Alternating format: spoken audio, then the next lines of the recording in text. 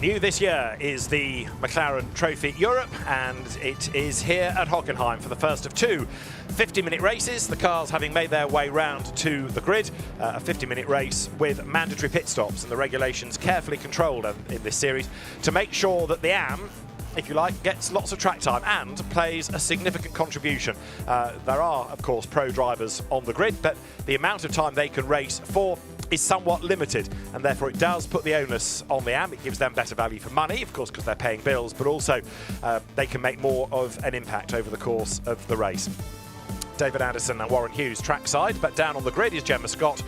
She's on patrol to have a word with one or two of the drivers before we go racing, including Charlie Hollings, who is going to be the second driver in the car, second on the grid. Charlie, we're down here on the second row of the grid. You're currently lying third in the championship, and this one has been exciting this year. Yeah, it's been really good. Obviously, a new championship. I'm driving with Mohammed, so we're third in the series. So hopefully a good result today. We're obviously on the front row, so let's see what the race brings. So you're having a little chat with him just before. What were you saying to him? Just get through the first few corners, really. We've got some good pace this weekend, so get through turn one, through the hairpins, and then get your head down after the first lap. So hopefully we'll be successful. Excellent stuff. We'll catch up with you after your stint. Thank you very much. Thank you. Thanks. Charlie Hollings, very experienced GT driver and a good driver coach as well. So the grid is formed, and this series, which looks after the Arturas as well as the 570S. Now, alongside me is the driving standards advisor for the weekend, but no mean racer himself, Warren Hughes. Warren, it's a new championship, yes, but one or two familiar names on the grid with, in the case of the pros, an interesting track record. You know, some names have been around for quite a long time. Yeah, hi David. Yes, it's for me very familiar territory with the grid. A lot of McLaren affiliated drivers who've been involved with McLaren on the various track events and race for McLaren over the years. Ewan Hankey, who's currently racing in British GT, Michael O'Brien in British GT. John Lancaster's done a lot with McLaren over the years, and they're all real sort of top-level pros, I would say. Yes.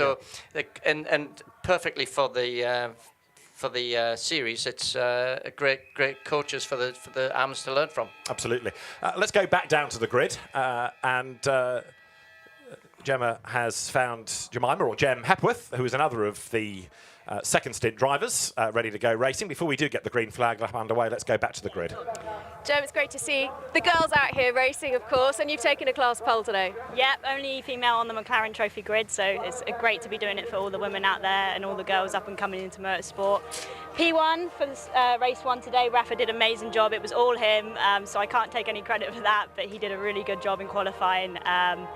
Starting P1, hopefully we can finish P1, get a good stint in. It's a long race, like I said, so I've just told him to, take it easy, but at the same time, just keep your whereabouts, because the first corner is going to be a little bit manic and the second turn as well. So, yeah, he knows what he's doing, and giving the car to him, and I know he's going to do a good job, so looking forward to it. And how much work is there to look after tyres in this one?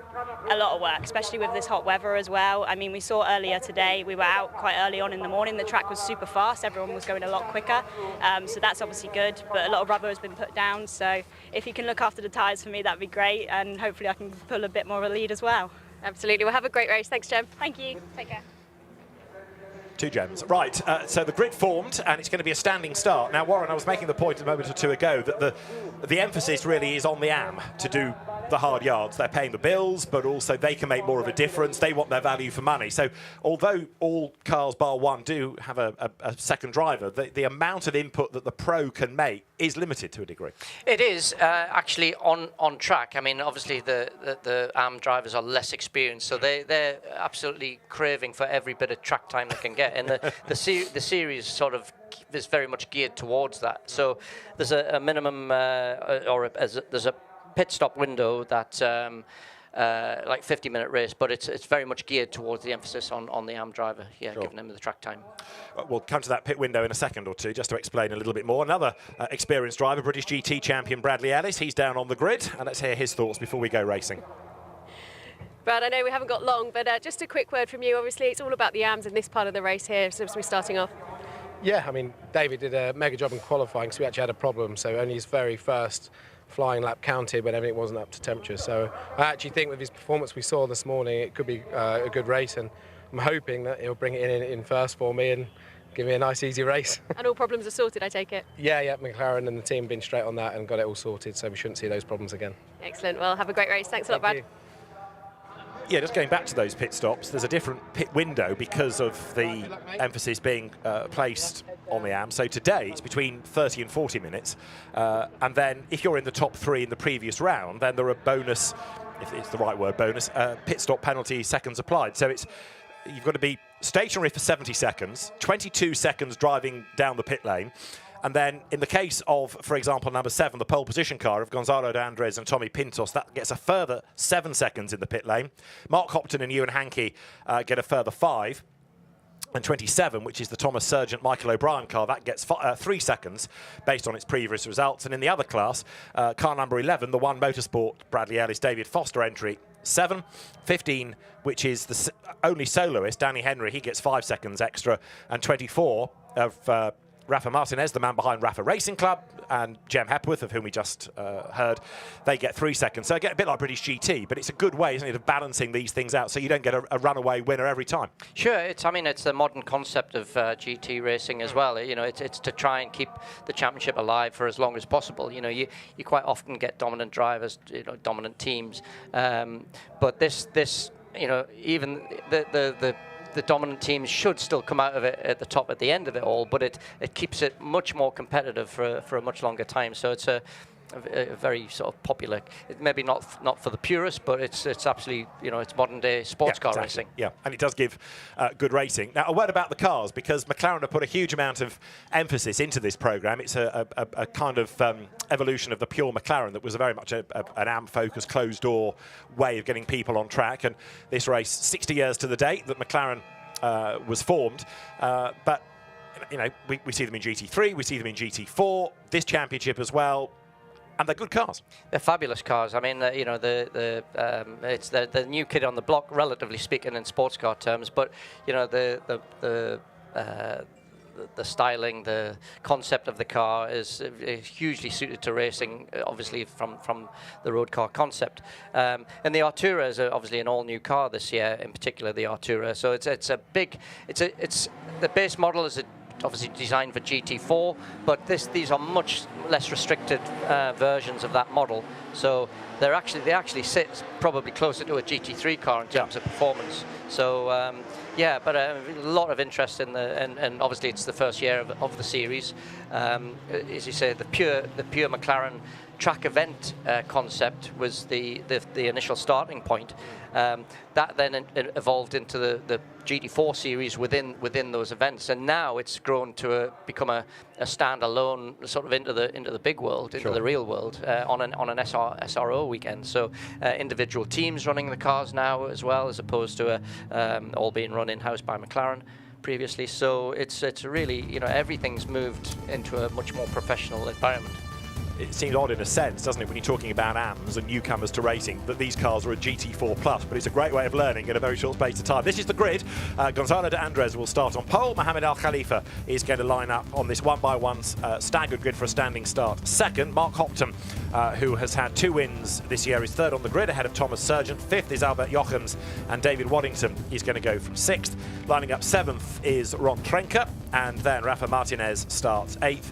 David Foster 9th on the grid, and then it is Herman Bacchus next with the South African driver Sean Pendry and the one soloist Danny Henry rounding out the grid. There was one car from memory that didn't get a time, and it was Danny Henry in qualifying, wasn't it? Because he had dramas, I think, in free practice, which is just before qualifying, and therefore he wasn't able to get out in the session itself. Yeah. I mean, it's obviously, with it being in the 570 class, it's probably not a huge impact into the overall starting position. But yes, he starts from the back. But he's the only solo driver as well in the event. So obviously different pit stop penalties apply. Sure. Now, what about these cars from a standing start? Because that's another little quirk, isn't it? Normally, for a GT-style competition, rolling start. I know that, for example, Porsche do standing starts, but other one-make brands go the rolling start. What are the nuances of getting these off the line? Well, they're equipped as the standard car is as well, with launch control. Right. But you don't have to use launch control. So it's probably down to driver preference as to, is the launch control more efficient than the actual, an experienced driver pulling away. That's still an open question. So you might see a bit of a variation in how people approach the start, but it certainly adds to much more dynamic first lap. I believe a standing start. Rolling starts, you tend to, at least until you get into the braking zone of turn 1, seems to be fairly predictable. But this, you can make a number of places up from the actual get-go. Yeah. So it's it focuses the mind more from a driver's point of view. It's way more enjoyable, from my personal point of view, to do a standing start than a rolling start. There's way more opportunity. Now, you've also got two hats, not only talking about the race up here, but also driving standards advisor. Are you looking for anything in particular, or do you wait for somebody to say, "Here, Warren, what do you think about?" Yeah, no, it's not for me to try and get people into trouble. Although there might be a few old scores to sell at some point, but no, I'll be impartial completely. I'm very much led by the stewards, the very capable stewards who are consistent within the championship. So they'll ask my opinion on just with an experienced, an experienced head. So I'll do my best. With a straight bat. Yeah. Yes. Right, it's time to go racing then. 50 minutes, mandatory pit stops, which will be between 30 and 40. 50-minute race, as I say. The grid is formed. Then you can see stretching back on this one-by-one stagger, with pole position being on the outside, the grippier line, and it is Gonzalo de Andres then, experienced GT4 and TCR racer that starts on pole position. Differing levels of ability, but it's going to be a fascinating race as the race director Trevor Williams then gives the call for the lights to go to red. The lights go out, it is blast off, and the best start of all potentially from Mark Hopton from the second row, the purple car, who gets ahead of Khalifa, and also a good start by Thomas Surgent in the red and black livery on the inside line. But actually when they get to turn 1, Hopton kind of drops back, gets swallowed by the pack a little bit, but a good getaway by Gonzalo de Andres. The pole position driver leads up towards turn 2. That was a good launch. Yeah, I mean, again, the various strategies for starting the cars probably made the difference there. Certainly Mark Hopton got off the line very well, but has slipped back a little bit since then, so maybe got just pushed out a little bit on the exit of turn 1. Now, they've done, of course, free practice, they've done qualifying, but every time they do a lap, they're learning a little bit more, these AMs. Some will have been here in pure McLaren days, but it's still, for quite a few, a step into the unknown as they come then up towards the Spitzkehrer hairpin for the first time. De Andres in the lead, being chased by Al Khalifa, and there for third and fourth. Look, Thomas Surgent just ahead of Mark Hopton, coming out of the hairpin, that leading for 5, getting away. One car in strife up at the hairpin with, by the look of it, a bit of front damage. Yeah, I'm not sure. Is that a GT4? Yeah. So there's one there. Yes. Oh, and another one with suspension damage. Yeah. Oh dear. Yeah. Yes. So that's the one car of David Foster. Yes. Yeah.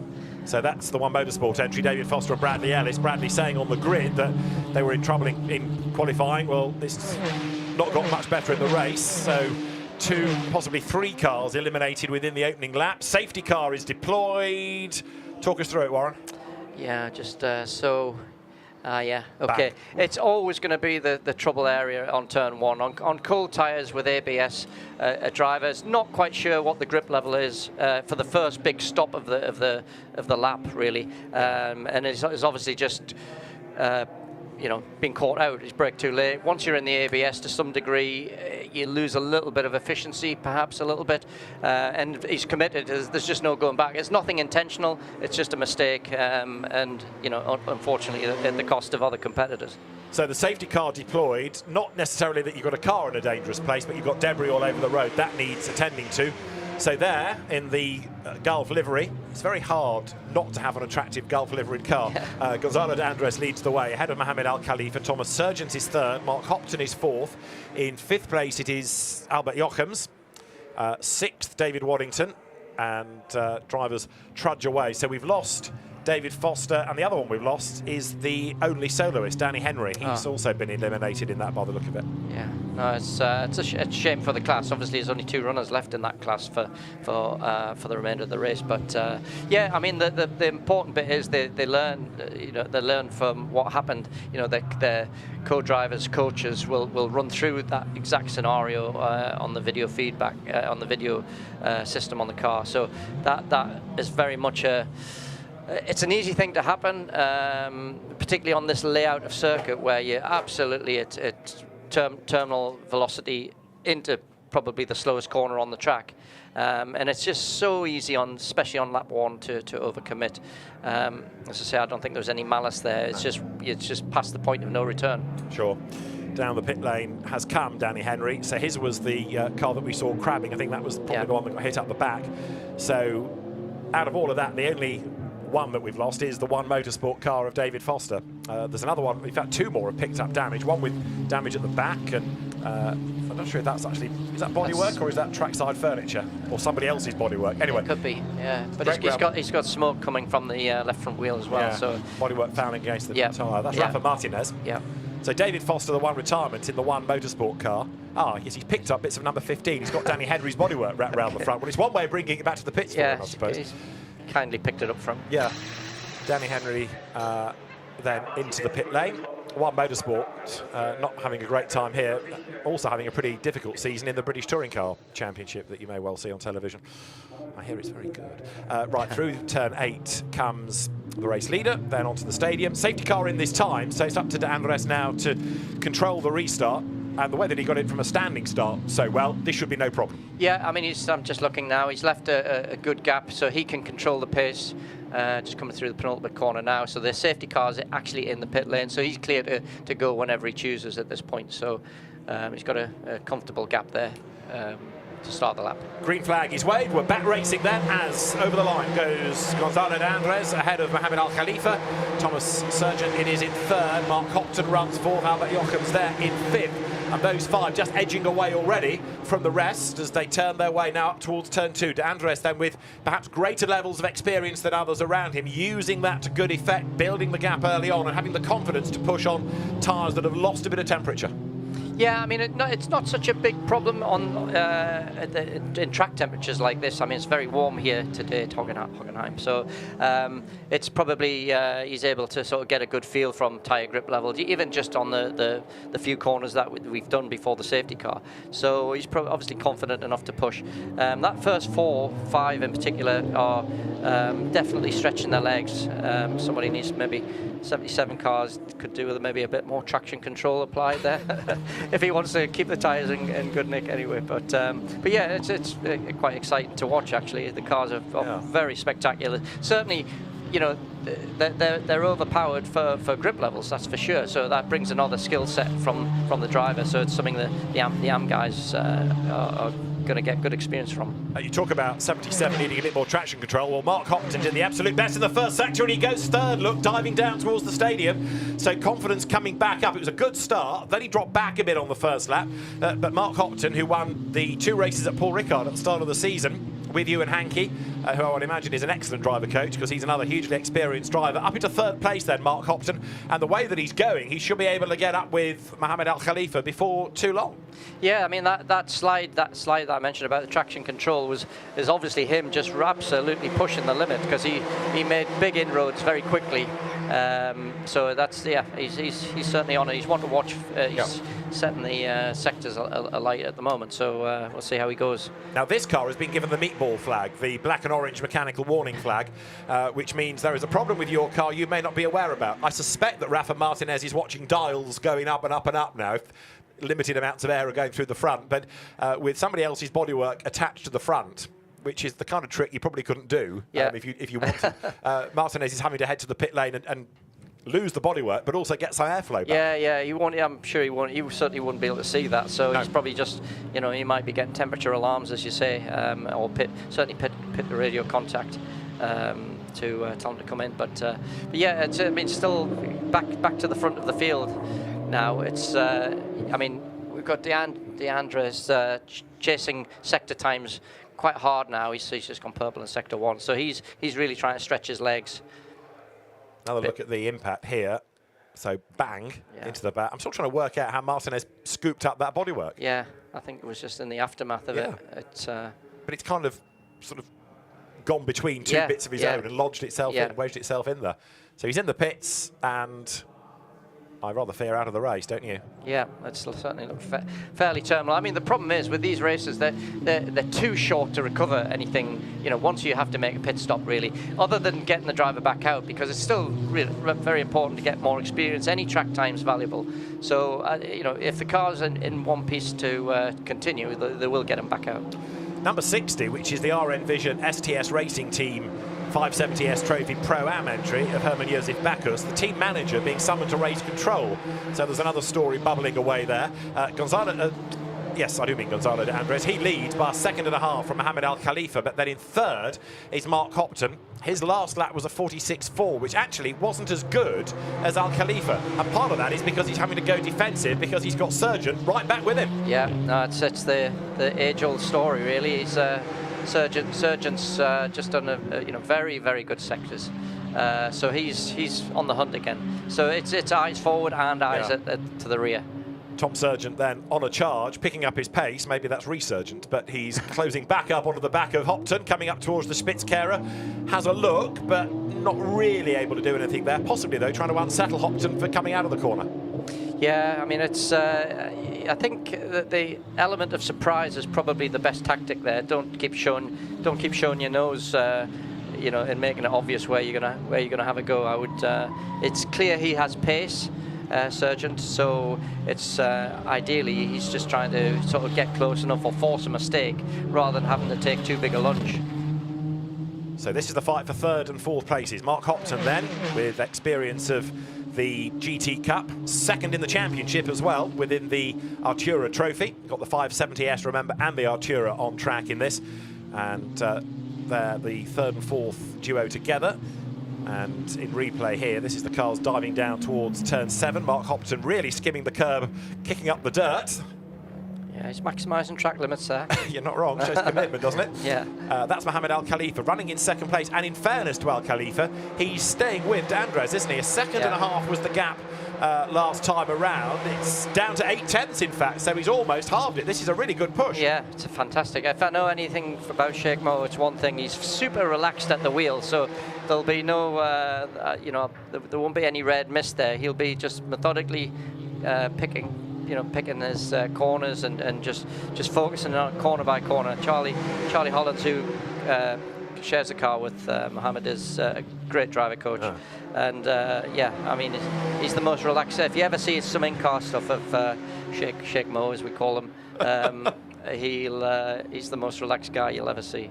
Now, what about this little battle? Because it's a bit elasticated, isn't it? At some corners, the gaps come down, and then Mark Hopton stretches it once more. But no matter what he does, he can't get rid of Tom Surgent and then go after the top two. So, in real terms, he's sort of falling away, and that's going to put the pressure on you and Hankey. Yeah, absolutely. I mean, it's a... you know, he won't be thinking about that right now. He'll just be thinking about the one-on-one combat that he's embroiled in right this second. And yeah, so we got a false start for car 60, 10-second penalty there. So that's a shame. Yeah, that's but Herman Bacchus, yeah. Yep. And then, but yeah, the guys are just embroiled in their own battle. You know, it's really intense at this stage. So they just want to maximise, the job that they're doing. They won't be thinking about the bigger picture right now. Now here, Surgent looks the quicker of the two, doesn't he? Coming out of turn 13, the Sachs curve, closing up onto the tail of Mark Hopton. Uses the curb, and up the inside. That was a rather cheeky look by Tom Surgent. It didn't work, but that shows intent. It shows intent, but in some ways, yeah, you're putting them under pressure, but it's lost them a little bit of time there. So it's trying to keep that intensity, but not lose your own time as a result. So he has to regroup now and just start nibbling away again. Let's have another look there. Not super slow-mo, a bit of understeer. Yeah, but certainly not a classic passing place. Yeah. Maybe if that had been the last lap, he might have forced the issue a bit more. Yeah. But it's not worth it so early on. Yeah. He lives to fight another day. But yeah, so he's gone in very shallow there, which has pushed him extremely wide on the last corner, which is obviously is where he's lost a little bit of time. He just can't quite get the power down through the last corner. But he's got the pace to regroup, so he's back on it. He is indeed. Look, coming out of the Spitzkehrer and nose to tail once more. Yep. Up front, Gonzalo de Andres has done the fastest lap of the race now. He leads by 1.7 seconds, so he's not storming away up the road from Mohamed Al Khalifa. And then this is the fight for third. Hopton versus Surgent, with in 5th place, at number 42, the Equipe Verschure car of Albert Jochems. He will give way to Charles Voltzmann Jr. for the second stint. I mean, Charles is, what, late 40s now. He's not that junior, but his late father, Charles Voltzmann Sr., used to race as well. There is Surgent coming down towards the stadium, and again, getting himself onto the back of Hopton. But there's almost that hesitation of committing to pass. Like, I've got close, but am I brave enough to make the move? Yeah, and again, it's just making sure that he doesn't repeat what just happened on the previous lap. Yeah. It's almost like trying to force a mistake without compromising yourself, really. But I mean, they're so closely matched. They're within a couple of hundredths on the last lap. So this fight's going to go on to the end, I think. I think you're right. Yeah, all the way to the end of their stint, and we've got quite a chunk of that to go. Pit window, remember, 30 to 40 minutes. So the race leaders come through. And you see the body language of Surgent's car. You know, he's maximising track usage on corner entry in particular, whereas Hopton's just a little bit more cautious. He's you know, and that's that slightly more open corner entry is going to allow Surgent to get the power down, to get a better exit, which is super important along these long straights. Now that car is the 570S Trophy Pro-Am leader, Hermann Josef Bacchus, former karter, but he has also raced in the Nurburgring 24 hours, so he's got mileage under his belt. But that, remember, is the one with the penalty for the false start. So although at the moment it runs 7th on the road, we'll have to see where that penalty drops it after the pit stops. And very, very wide there, Tom Surgent. He found all the dirt on the outside, but he did a good job of saving it before it all got really nasty. Yeah, it's going to probably take a half a lap or so just to get the dirt off the tyres. It's going to feel a bit sketchy, I would think now. But yeah, that's it. You know, he's in intensity of the battle. It's easy to get yourself into that situation. With the Arturas in particular, they have significant downforce. So it's similar to any modern day GT racing. The downforce is quite a large part of the car's performance, and you get close enough to the cars in front, and you can feel the loss of downforce. So that definitely was probably it's a quick enough corner as you come back into the stadium for that scenario to be an issue. So he just needs to regroup now. In the meantime, DeAndre is just stretching his legs. Looks pretty comfortable there now. We've lost Rafa Martinez's car from the race as well after its damage-related dramas. De Andres now just edging away, as you say, we're at 2.1 seconds to the good. Fastest lap of the race to his credit as well, and coming up towards the Spitzkehrer. And there is in second place Al Khalifa, and behind Mark Hopton has done a good job of hanging on to his 3rd place. Trouble is, while he's been defending, so he's been taking the slower lines and he's lost ground against these two. So it's going to really put the pressure on the pros in that second stint. One of the pros, Adam Wilcox, will take over the 6th place car from David Waddington. Oddly, even though he's been around for a long, long time, Adam's never raced here, and there, facing the wrong way, is Albert Jochems. Now, he was 5th, and where's that happen? Is that up at turn 2? It is, the exit of turn 2. He had a 14-second gap over the car behind, but I don't know where we. Oh no, it looks like an issue there. Not a tyre, is it? Or is he just trying to? Is that a Control-Alt-Delete to restart that way? Yeah. Trouble is, he's dropping down the order, so you have to do a reset and then go again, hopefully. But if he can't get it going, then we might end up with another interruption to the race. Because he wants to get it going again. The lights are sort of coming on and off, but it's like an electrical glitch may have spun him. Yeah. I mean, it's. I didn't see the lead up to the interruption there, so I'm not sure if that's a driver induced or mechanical. Yeah, the car's up at turn 2. Let's see if we can piece it together. This is all on his own by the look of it. Turns in. Your thoughts, driving standards advisor? Yeah, no, it looks like he's, well, I think he's made a mistake, just gone in a bit hot by the look of it. What's happened? Well, he's going again now, so it's obviously just a case of Control-Alt-Delete to get it going again.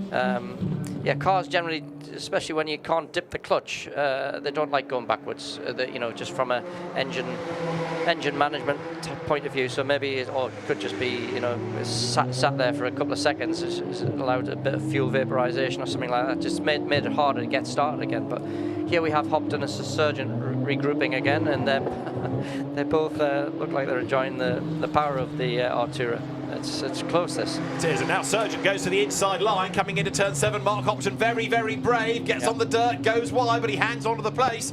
That seems to be Thomas Surgent's favourite part of the circuit. He keeps on trying, doesn't he, Tom? But then runs a little bit deep there, coming out of turn 8. That gives the advantage back to Hopton, and Tom Surgent's going to do it all over again. Yeah. No, just I don't know what happened there as you're coming back into the infield there, but it's certainly the acceleration from Surgent looked like it was interrupted coming out of the previous corner.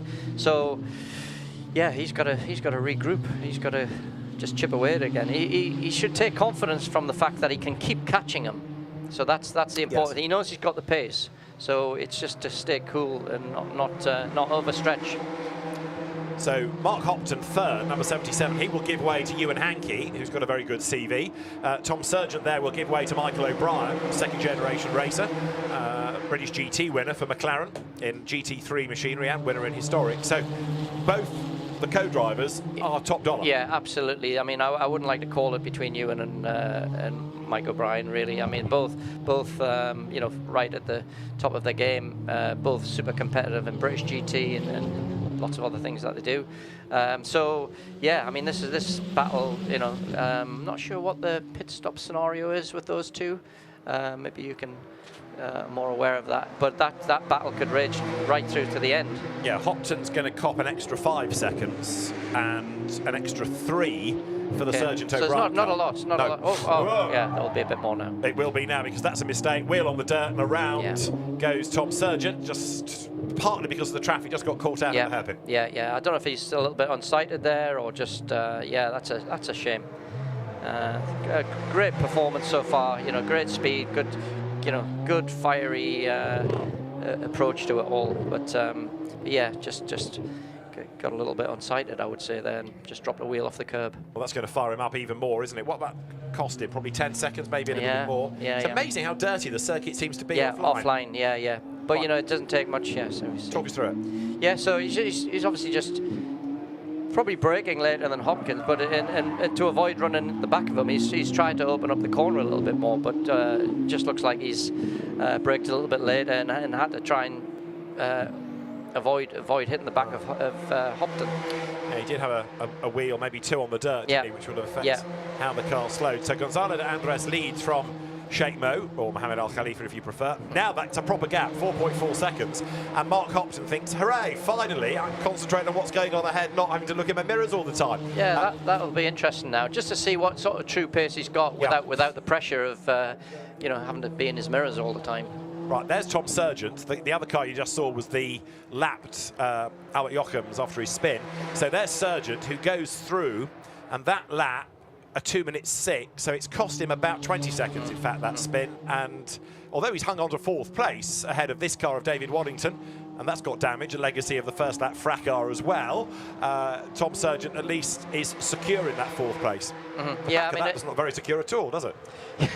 But it's unfortunately, it's just taken the heat out of that battle sort of for the second half of the race, unfortunately, because that was shaping up to be something quite tasty with Ewan and Mike O'Brien. So, but yeah, I mean, it'll be a hard charge in Mike O'Brien after the pit stop, that's for sure, just to see. And you never know, you know, there's still plenty of scope for a safety car scenario to bunch everything back up again. So you've just got to keep pushing on, and the race can come back to you quite easily. I mean, it is tempting to say that all of these drivers, because they are the AMs, will be in at the start of the window anyway, because you want to maximise the pro, but never was that more important for Tom Surgent to get Michael O'Brien in for absolutely the maximum available. Yeah, absolutely, yes. You know, and again, just depending on who, when the pit stop window actually opens, might fall into somebody's favour just by the fact of their track position. So, you know, there's still quite a few variables that can bring the race back to them. True, yes. I mean, if, for example, the top 2 have gone by and the window opens just as thirds coming into 10:17, it plays into their hands, doesn't it? So then got the pro in earlier. Yeah, the pro in gets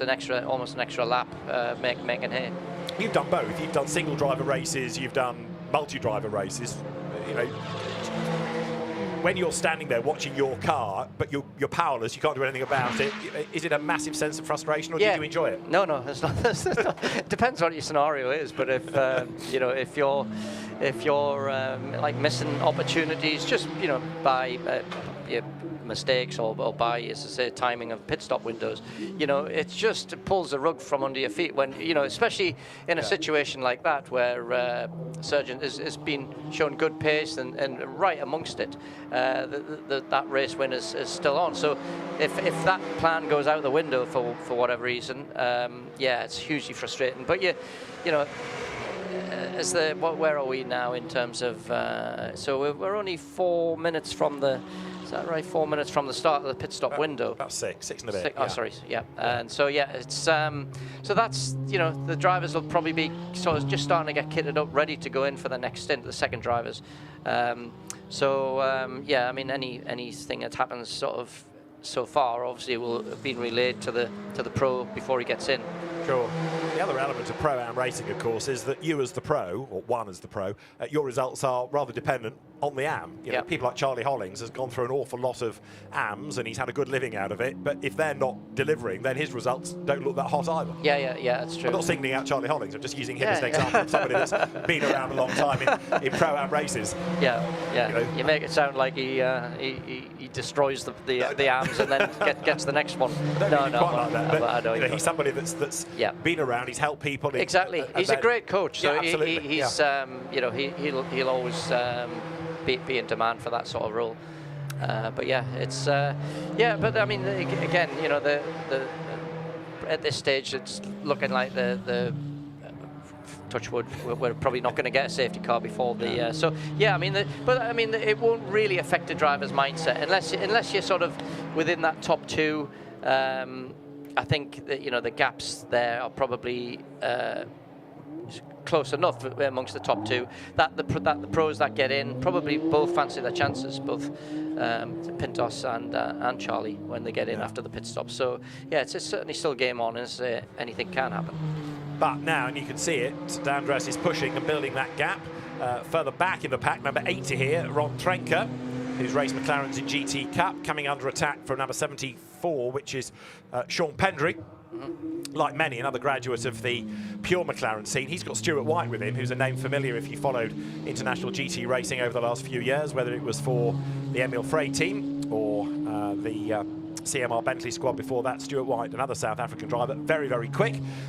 So, yeah, in a way, the pros need a safety car at the start of their stint. Makes tomorrow's race really interesting when they start the race and it's sort of all gloves off. Yeah, that's it. Yeah. But for Ron here, this is his first race meeting in the Artura. I think previously he sort of found his feet with the 570 class. And, yeah, I mean, he's been part of the McLaren environment for quite a while. I remember him ice driving on one of the ice driving events 2 or 3 years ago, coming through the Pure Series. So yeah, it's a great that's a great feeder for this series, the Artura series. You did say McLaren's on ice, didn't you? Yeah, just checking. Believe it or not, yeah. And they're fantastic on ice. They run with studded tyres, and it's just, they're incredible what they can do. I mean, that's in minus 30 degrees sometimes. It's amazing. Crikey. Far cry from this, bone dry, very hot temperatures, as we've been saying. And this is the race leader then. This is Gonçalo D'Andres, winner in the 2 most recent races at the Nurburgring with Tommy Pintos, and ideally going for 3 in a row here. The Gulf liveried car run by the SMC Motorsport team, the Madrid-based team with lots of experience of circuit racing. Also the Dakar Rally this year as well. So it's a really versatile operation. And we are about 3 minutes and change away from the pit window opening. The window itself is for 10 minutes, and then there's that 10-minute blast at the end. So really the pros are going to have the best part of 20 minutes in the car, in fairness, because the AMs will dive in as quickly as they can. But track position of this car relative to the clock when the window opens will be fascinating. Yeah, and he has a success penalty from previous round as well. Yes, this car will have 7 seconds to serve by dint of winning the last race. And again, the top 3 in each division today carry those into tomorrow's race. So here comes D'Andres then. So the car behind, which is Mohamed Al Khalifa, and he's going to hand over to, who did we say, Charlie Hollings. The gap is 7.7 seconds. and they don't have a penalty at all. So net, it's 7/10 of a second. So actually, for the second stint, it is game on. Yes, it's getting quite tasty, isn't it? Yeah. It's I like that. I like that. It's that it's not the obvious as it sits right now. A lot can happen, so it's going to get shaken up a bit. So it's up to Sheikh Mo in order to try and peg back that margin. He doesn't want it to oh dear, it's gone up to 9 seconds. So now that does give Charlie Hollings a little bit more work. But then out of he or Tommy Pintos, who's the more experienced? Charlie Hollings has got bags of experience. Tommy Pintos, pro driver, but relatively inexperienced. He's done karting, done GT4. He's been quick though, hasn't he? I true. think so. It's Charlie would have his work cut out. But on overall lap times, this is where the consistency of the duration of the stint comes in. Between best lap times is like a tenth of a second, tenth and a half difference between first and second. But it's that last lap was nearly 2 seconds slower or a second and a half slower for Sheikh Mo. So yeah, it makes those gaps just stretch out when the inherent pace of the car looks pretty good. I wonder whether that was a gremlin or an aberration on that lap from Al Khalifa, because Hopton was almost a second quicker. He's about 8/10 faster, so it was a slow lap, if you like, by Khalifa, like he'd had a moment somewhere, more than De Andres picking up his pace, if you follow me. Sure. In the first sector, he's back on it in the first sector, so he's matching the leader. Bit of a wobble there. Look at turn 8 from Mark Hopton. He corrected the slide. And number 60, which is the car of Herman Josef Bacchus, he's already been given a penalty for a false start. Now he's got a driving standards flag for track limits abuses. Racking it up. Yeah, I'm going to have to have a chat with him later on by the sound of it. But yeah. Hopton up the curb then. Yeah, he's trying hard, very, very hard. Now the bad news is we're half a minute off the pit window opening and he's at the last corner. So he's going to have to go round again as well. Yeah. But actually, if Tom Surgent were to just time this right, if he lifted a little bit, he could come in this time. Yep. So there's the leader up at turn 2, 15 seconds on the clock. Surgent, if he's really canny, could come in this time and slowly crawl down the pit lane. But no, he's going to go out, stay out for one more lap. So the leading 4 persevere. David Waddington to give way to Adam Wilcox. He could be the first in. Fifth place. Yeah.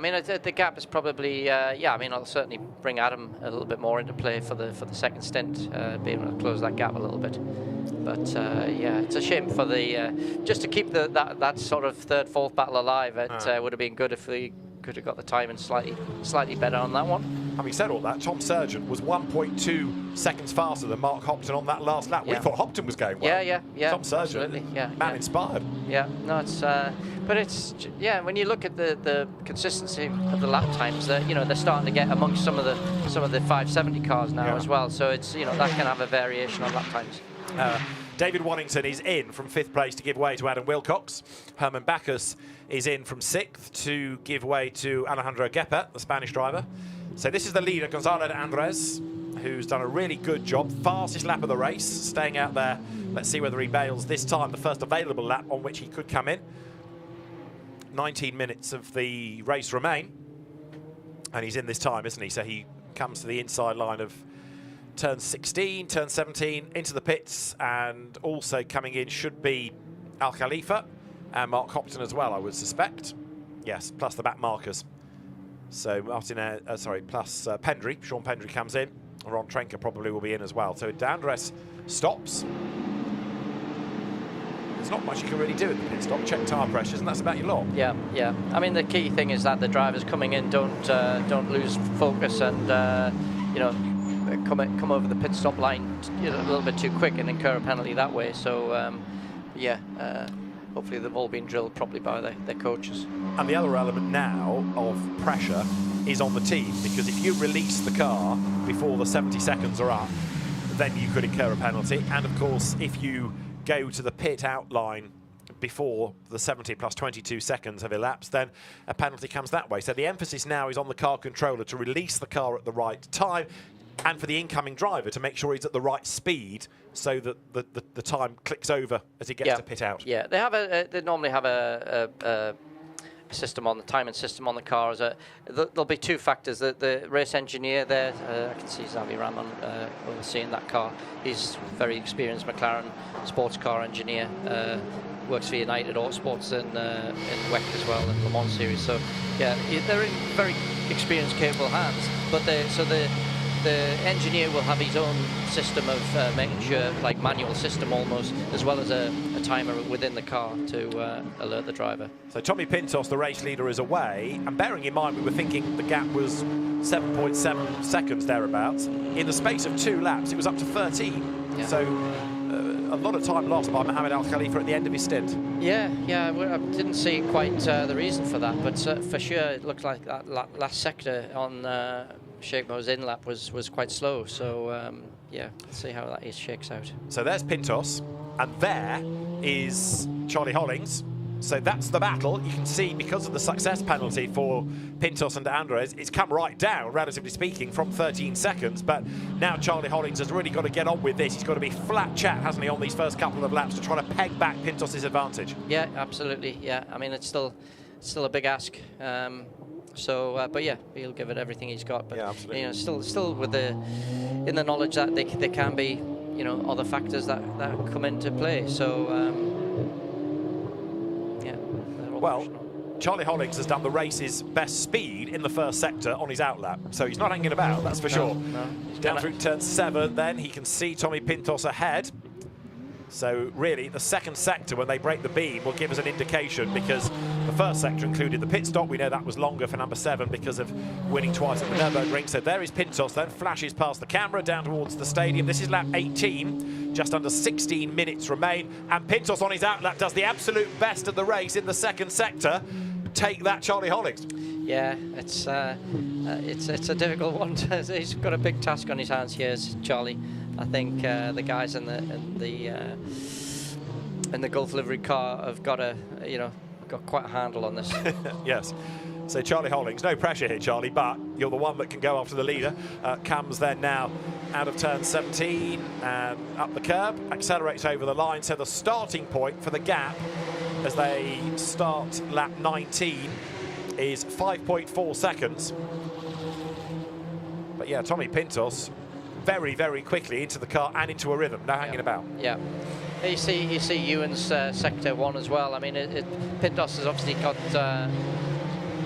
purple sector 2 and sector 3 on his outlap. So again, that just shows you the difference. Once the pros get in the car's obviously got a little bit less fuel on board as well. But straight away he's setting personal bests for the car, as they all are. So yeah, these guys have got a big job on their hands to try and rein Pintos in. Well, there is Charlie Hollings then in second place, but he has just gone quicker in the first sector, only by a tenth or so.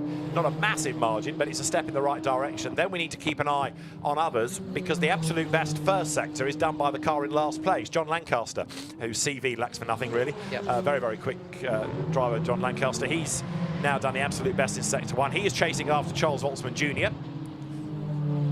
And there in second spot is Charlie Hollings then. So as I say, about a tenth quicker in sector 1. He's heading up to the end of sector 2 as you look at number 60, which is now Alejandro Repet. And Hollings is quicker than Pintos in sector 2, but only by 8 thousandths. Yeah, but he's certainly got the bit between his teeth now. He's obviously just needed that outlap to just to get a feel for where the grip levels are. And Ewan's just gone a very, very quick purple middle sector there as well. So they're all starting to find their feet. John Lancaster just had done a purple second sector now. So John was very quick on free practice on Friday here. So it's no surprise to see him setting the timer screen alight now.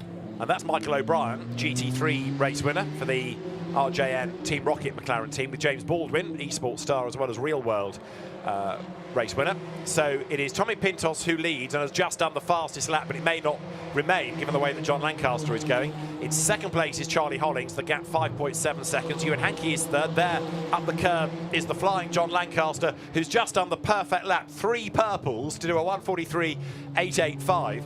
Much underrated driver, John Lancaster, but very, very talented. Yeah, very talented, very experienced, but he's a little bit under the radar for some reason. But yeah, really rich. John. He's and he knows the McLaren, very, very well. Great driving coach as well. So yeah, he's absolutely flying. Now the more track limit warnings are coming straight away. Tommy Pintos, the race leader, being warned about track limits. So he's got the car by the scruff of the neck, and the cars sort of come alive, don't they, in the hands of the faster driver. Not to do down the AMs, but just the greater experience and the greater commitment coming into effect here. Yeah, I mean, they're monitoring four corners with cameras on this weekend. So, I mean, if you really want to exploit track limits, you try and do it where maybe where the camera's on focus. But yeah, I mean, absolutely. As the drivers are, and Pintos will be aware that yes, he's got a gap, but he's not exactly getting away. So he's now probably feeling a little bit of pressure as well, despite the fact that there's still a little way to go. But yeah, they're all going to start pushing the limits before the.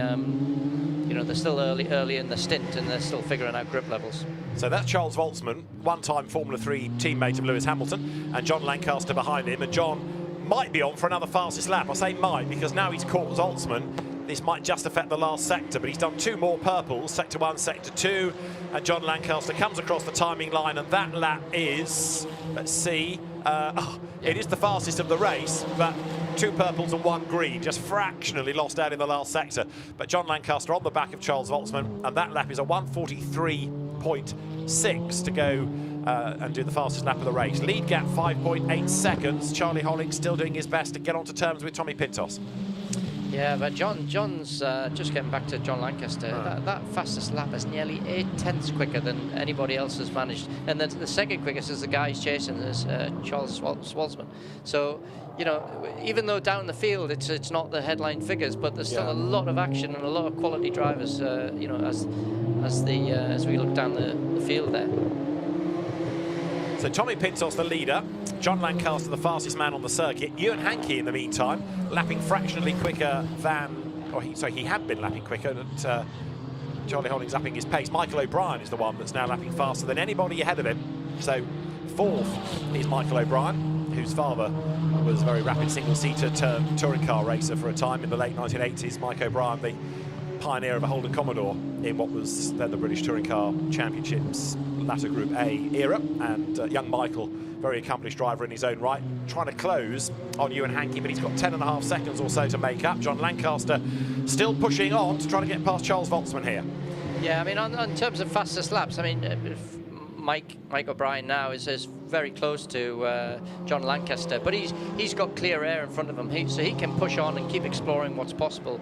I think for John now, he's sort of bottled up behind Charles, so his progress is probably just going to be just halted a little bit, unless he can, obviously, if he can get past, then he'll be on his way again. But right now, I mean, yeah, there's a couple of standout performances right now, and that's coming from Mike O'Brien and John Lancaster.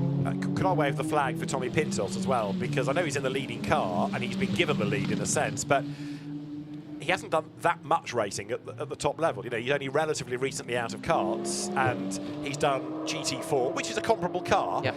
But yet the Hollings's, the Hankeys, the O'Briens, the Wilcox, the Whites, the Lancasters, they are all big names. Sure. And he's showing them the way home. Absolutely. No, it's not to take nothing away from his performance. He's probably measuring himself as well. He doesn't have to push perhaps absolutely 10/10. He's got a 6-second lead there now. Yeah. So he just needs to be consistent to the guys behind. Yeah, I mean, fabulous job. So yes, especially given his experience. Yeah. And all he's got to do for 8 3/4 minutes is keep out of trouble. Only has to win by 1,000th as long as he wins, and it would be 3 on the bounce. They've had 2 races at Paul Ricard. They should have had 2 at Spa, but the second race, because of the weather, was abandoned. And then it was 2 at the Nurburgring at the end of July. So as there, over the line goes Tommy Pintos. In second place behind him is Charlie Hollings.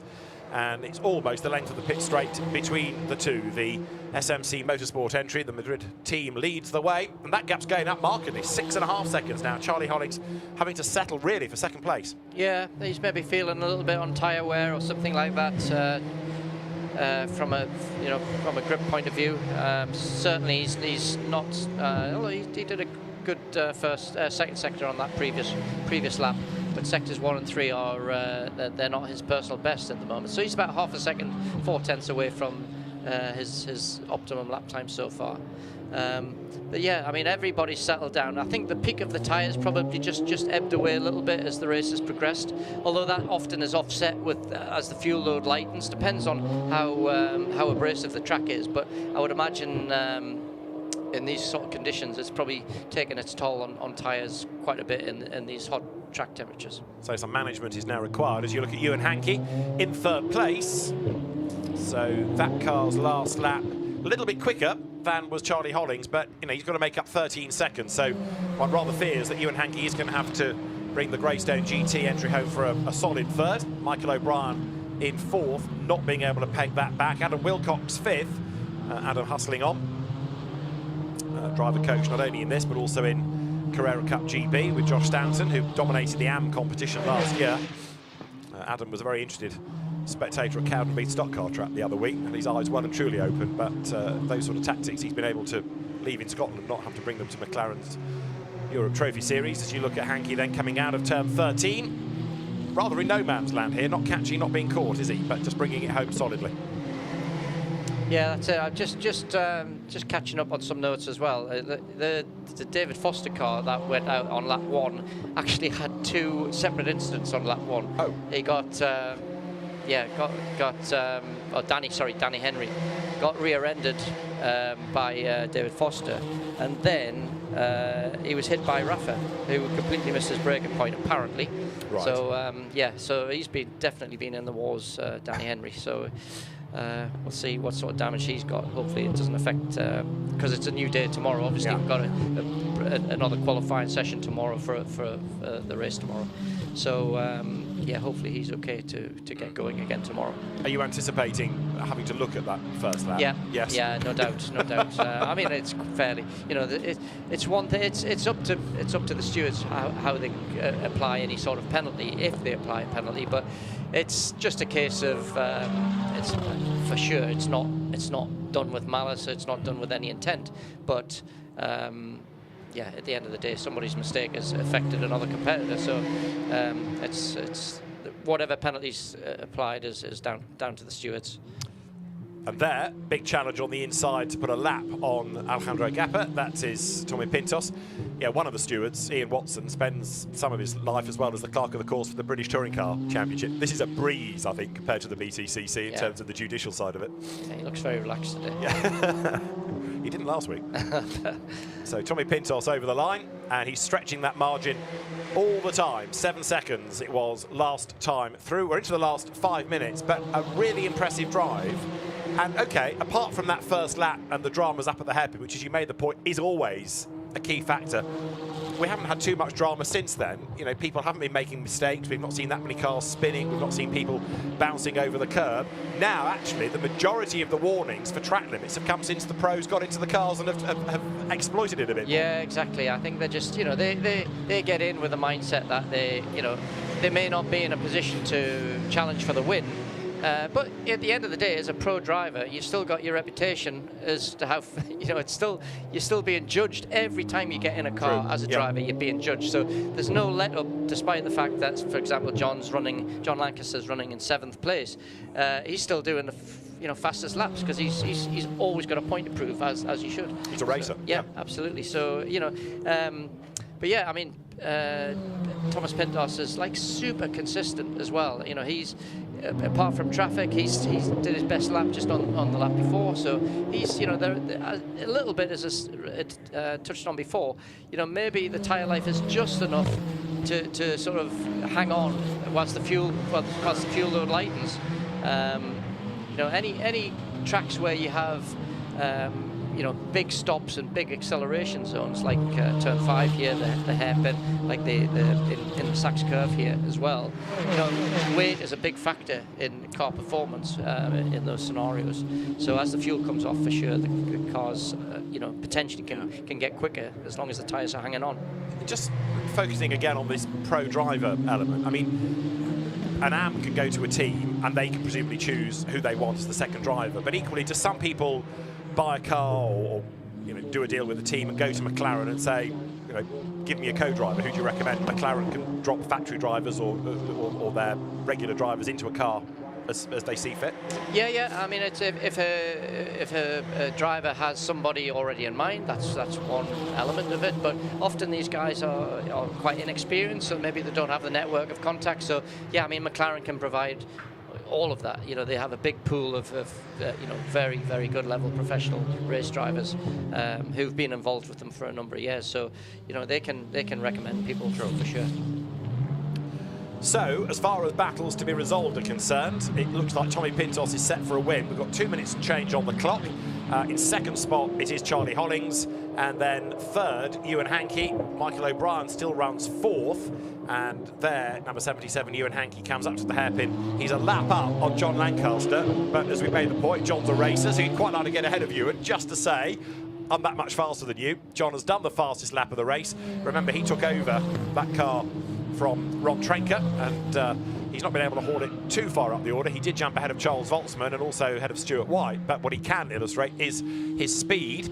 There is going to be less than a lap time left in the race once Tommy Pintos comes across the line. In other words, he's about to start his last lap in what's been an exemplary drive. Yeah, superb, really. No mistakes from both stints, from both guys, from De Andres and from Pintos. And just pit stops are good. No safety cars that's caused them any trouble. So it's as straightforward as you can get in many ways. So onto his last lap goes Tommy Pintos. Charlie Hollings runs second, and he's dropped back. I mean, we were anticipating great things, but even if Mohamed Al Khalifa hadn't lost time at the end of his stint, I still don't think Charlie Hollings could have done that much about it, because Pintos has just been able to stretch the margin. But even so, it's going to be a solid second for Charlie Hollings and Mohamed Al Khalifa, Sheikh Mohamed Al Khalifa. And then for third, Ewan Hankey taking over that car from Mark Hopton. So 2 wins they had, second last time out. They've had a good season. It's going to be a second, incidentally, for Al Khalifa and Hollings, seeing that they were runners-up in the opening race at Paul Ricard, and they're going through number 60, set for a class win. Alejandro Gepet, who took over from Herman Bacchus, they're leading the 570S trophy, the Pro-Am element of that. You mentioned about the element of the pro driver sort of stretching the legs in the second part of the race. But I mean, really, this is a great example for a young pro, somebody like Thomas Pintos. They can come in and not only is it a good yardstick for the AM to measure themselves by, but a young pro coming into this category can really measure themselves against known quantity drivers. So as part of their learning process and trying to enhance their reputation sort of going forwards, it does open up some doors for a young pro as well. So it's a bit of everything. Great. Checkered flag wave to Tommy Pintos as he comes across the line to win race 1 of the weekend in the McLaren Trophy Europe. A win, the 3rd in a row for Gonzalo de Andres and Tommy Pintos. 2nd, Charlie Hollings and Mohamed Al Khalifa. A second place of the year. And then double winners, Mark Hopton and Ewan Hankey are going to be 3rd. Chased terrier-like to the end by John Lancaster, snapping at their heels.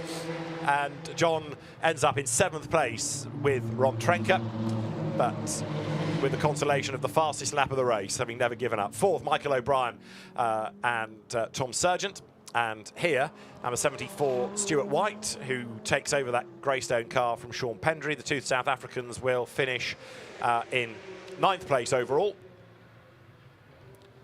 So the one car yet to come across the line is going to be Adam Wilcox. Single-seater racer turned GT racer. Adam's career going back to, the early 90s, effectively.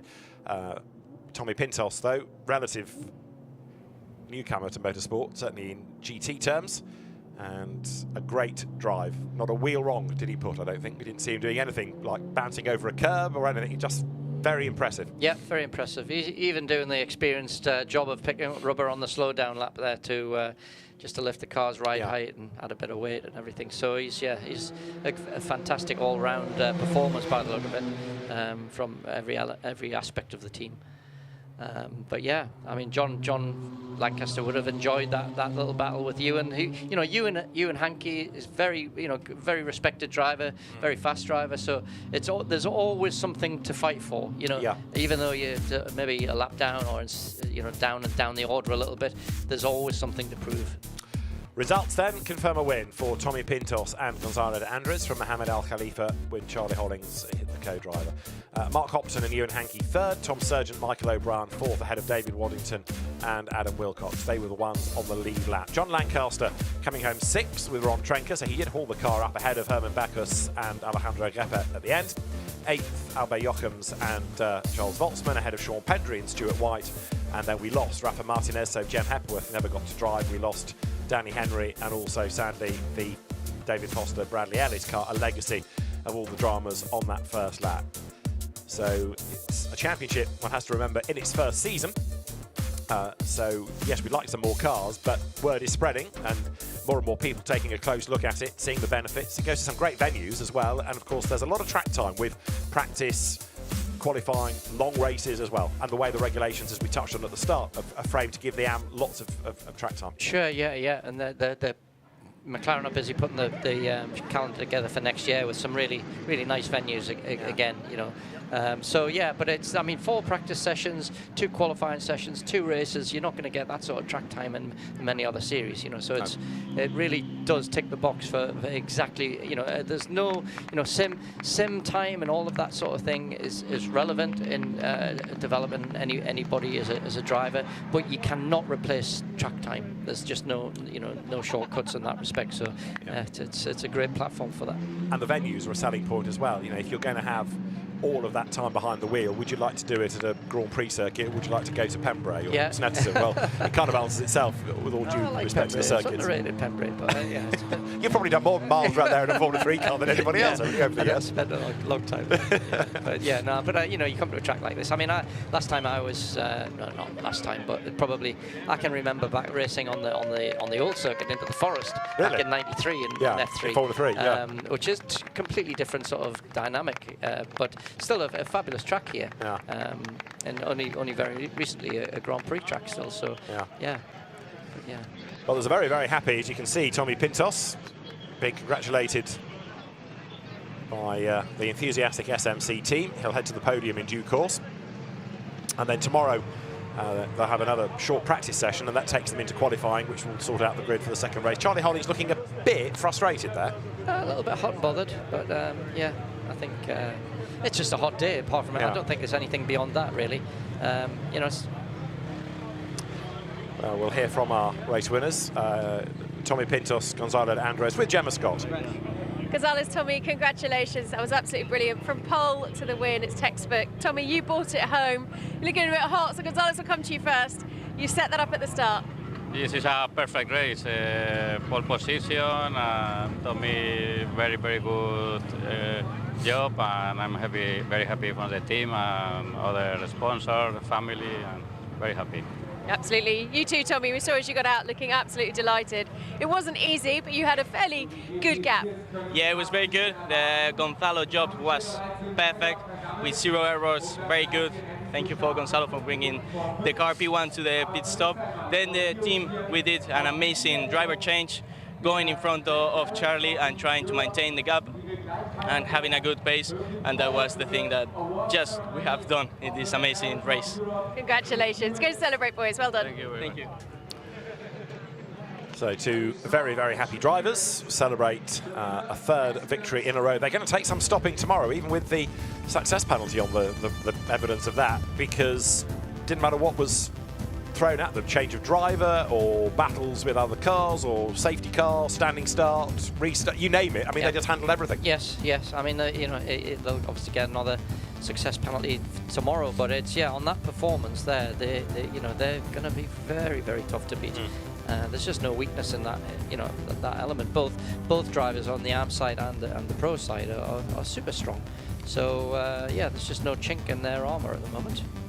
Well, it's been a great drive by Gonzalo de Andres and Tommy Pintos. They make their way then to the podium, and another race to come tomorrow. There's going to be the last practice session, then the cars qualify, and they will hit the track for race 2 towards the end of the day, 5 minutes to 4. So the grid now being given over to the GT4 European Series, for which the cars will be heading out on track very shortly, which will include McLarens.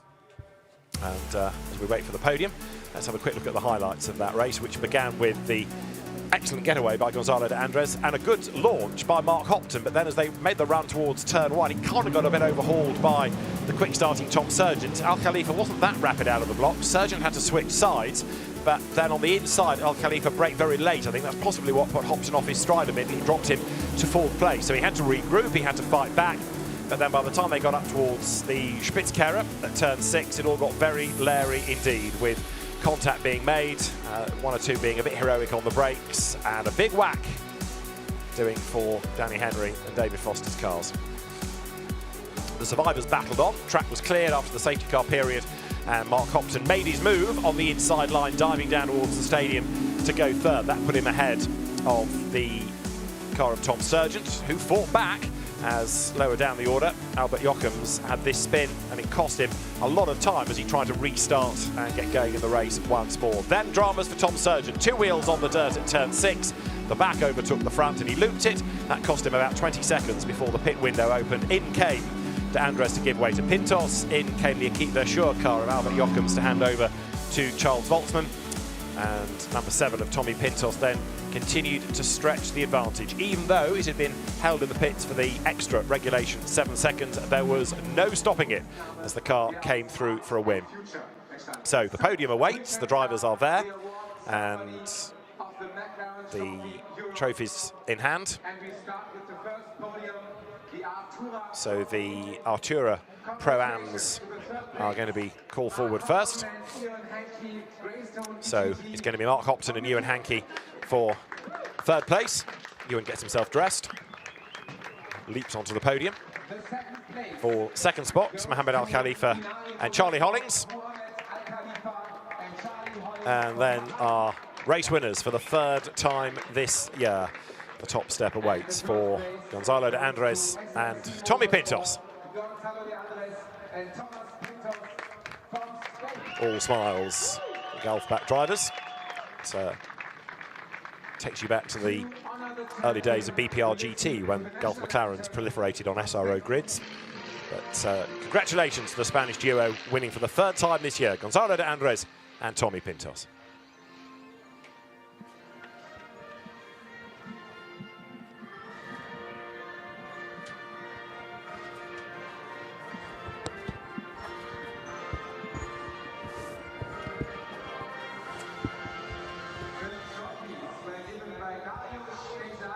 So congratulations to the race winners, and trophies presented by Darius Gassari from McLaren, who's looked after the pure McLaren series, now looking after this One Make series.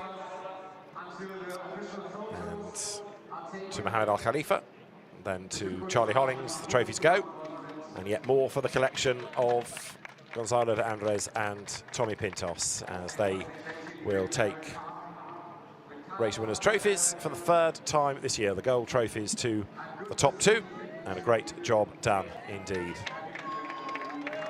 Win number 3 of the year for the Spanish drivers. And Tommy Pintos, somebody that we might well be hearing a lot about in the next few seasons. Are they going to spray or are they going to keep? They're going to keep. Mohammed Al Khalifa has even abandoned his bottle. So Charlie Hollings hoovers it up. I'll have that, he says. Mohammed's walked the other way. So hasn't spotted Charlie snaffling the champagne. So the Artura drivers leave the podium. And then the 570 Pro-Ams will make their way to their celebrations in a moment. And we have the 2nd place because the 3rd one had an accident. So just the 2 finishers, and therefore for 2nd spot it's going to be Sean Pendry and Stuart White. They step forward. Again, one of the many Greystone GT run cars.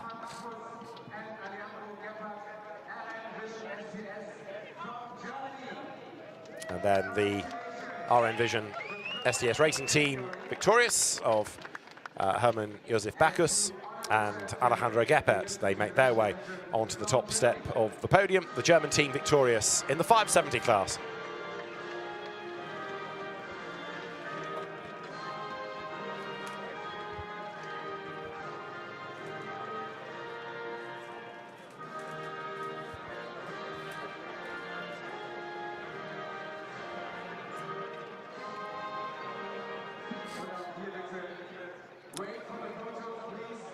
So Darius will make the presentations in a moment. Trophies to be brought forward.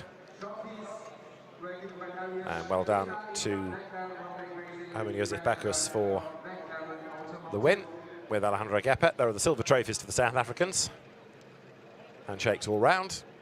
And then for the race winners,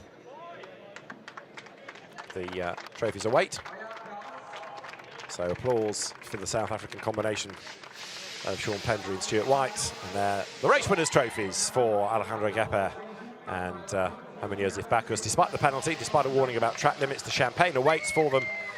But on the basis that they've got another race that they need the overalls for, no, they're going to spray, or at least some are. Stuart White can't resist either. So we look forward to an even tighter fight tomorrow, because of course the second drivers that we had in those cars will start tomorrow's race. So it's going to be very lively indeed. Excellent stuff today, and well done to Tommy Pintos and Gonzalo de Andres as the overall winners, to Herman Bacchus and to Alejandro Gepet as category winners as well.